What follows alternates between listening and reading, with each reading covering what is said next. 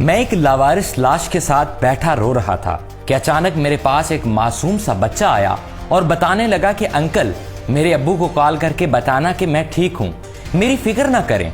जब मैंने इनके बाबा को कॉल मिलाई तो दूसरी जानिब से आवाज आई, उफ। नाज़रीन, ये तासरात हैं गुज़िश्ता रोज बाजोड़ में होने वाले बम धमाके में रेस्क्यू ऑपरेशन में शरीक एक मकामी शख्स के।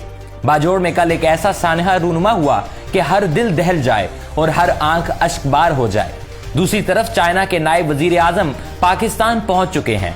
पूरा इस्लामाबाद बंद कर दिया गया है।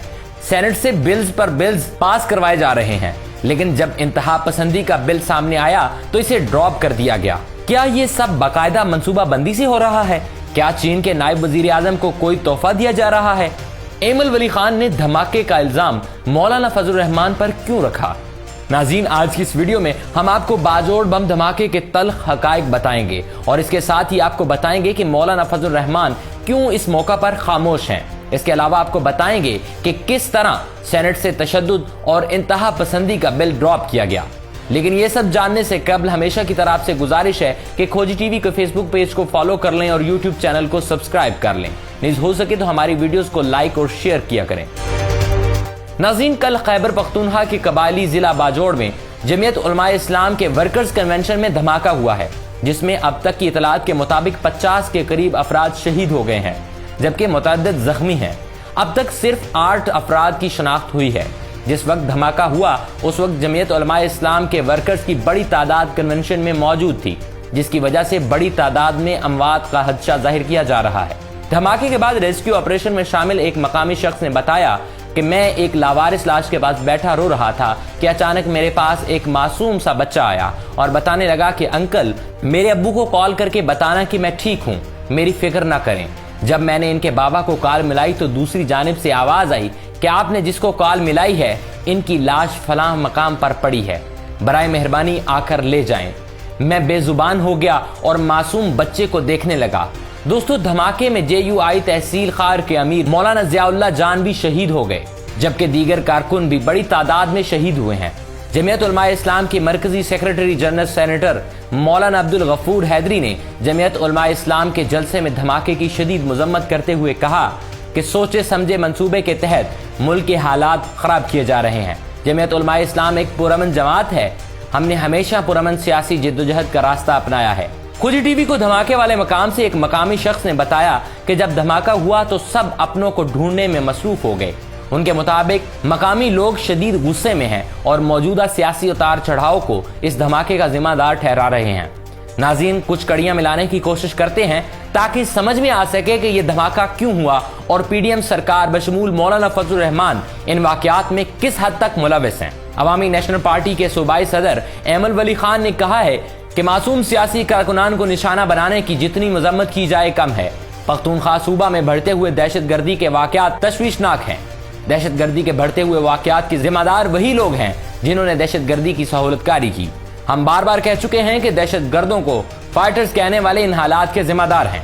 दहशत गर्दों की दोबारा आबादकारी करने वाले किस मुंह से इन वाकयात की मजम्मत करेंगे? उन्होंने कहा, दहशत गर्दी के रोकथाम का वाहिद हल नेशनल एक्शन प्लान पर मन्नो अन अमल दरामद है। एमन वली खान के इस बयान को अगर बारीकी से देखा जाए तो वो इस धमाके का जिम्मेदार मौलाना फजल रहमान को ठहरा रहे हैं, क्योंकि खैबर पख्तूनख्वा में आम तासुर यही है कि यहाँ तालिबान और दहशत गर्दों को हवा देने में मजहबी सियासी जमातों का हाथ है। मौलाना समेत कई दीगर रहनुमाओं ने दहशत गर्दों को जहादी और फाइटर्स कहा था। यही वजह है कि एमन वली खान बराह रास्त बता रहे हैं कि इस धमाके के जिम्मेदार वही लोग हैं। दूसरी तरफ अगर देखा जाए तो मौलाना फजल रहमान PDM के सरबराह हैं। इन्हीं की वजह से ये हुकूमत बनी थी और इन्हीं के बिल पर इमरान खान को निकाला गया था। आज इन्हीं की हुकूमत में सेनेट का हाल मुलाहजा फरमाएं। दोस्तों, कल चेयरमैन सेनेट सादिक संजरानी की जेर सदारत ऐवान बाला के इजलास में तोशाखाना के इंज़बात और मैनेजमेंट का बिल 2023 मंजूर किया गया। इस बिल के तहत अब तहाइफ तोशाखाना में जमा न कराने पर 5 गुना जुर्माना होगा। सदर, वजीर आजम और वफाकी वज़रा के अलावा मुसल्लह अफवाज और अदलिया के अरकान को भी तहाइफ जमा कराने होंगे। तोशाखाना में तहाइफ जमा न करवाने वाले से सरकारी अहदेदार या निजी शख्स को सजा होगी। बुक के मुताबिक तोशाखाना कवायद की खिलाफ वर्जी करने या खिलाफ वर्जी की कोशिश और खिलाफ वर्जी में मावनत पर सजा होगी। लेकिन नाज़रीन, आपको जरूर हैरानी होगी कि इसी इजलास में पुरतशद्दुद और इंतहा पसंदी की रोकथाम का बिल पेश किया गया।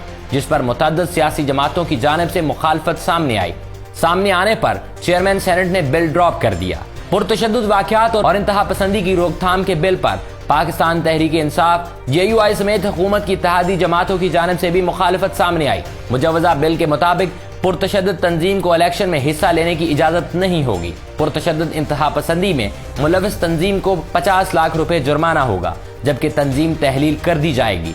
कानून की खिलाफ वर्जी करने वाली तंजीम को 20 लाख रुपए तक जुर्माना होगा।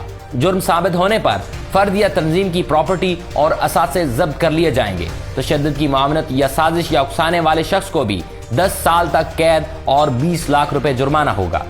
बिल के तहत जुर्म करने वाले शख्स को पदा देने वाले को भी कैद और जुर्माना होगा। नाज़रीन, अब आप ऐमन वली खान के बयान और इस बिल को ड्रॉप करने में JUI की मुखालफत मुलाहिजा फरमाएं।